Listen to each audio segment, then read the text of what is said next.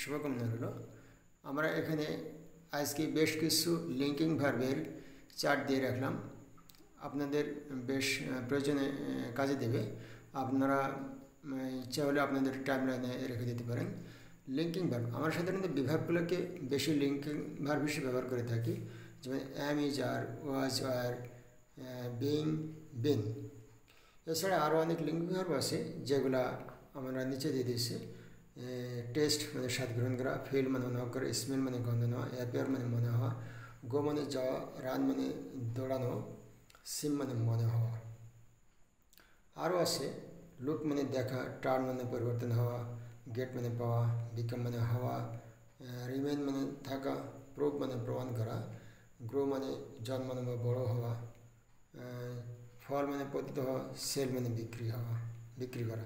তো এই সমস্ত ভার্বগুলোকে আমরা লিঙ্কিং ভার্ব হিসেবে ব্যবহার করে থাকি।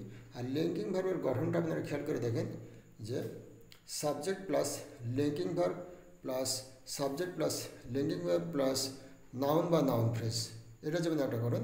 নিচে আর একটা গঠন দেওয়া আছে subject plus linking verb plus adjective বা অ্যাডজেক্টিভ ফ্রেজ। এই দুটো গঠনে সাধারণত লিঙ্কিং ভার্ব ব্যবহৃত হয়ে থাকে। আপনারা আপনাদের টাইমলাইনে রেখে দিলে অনেক উপকার আসবে।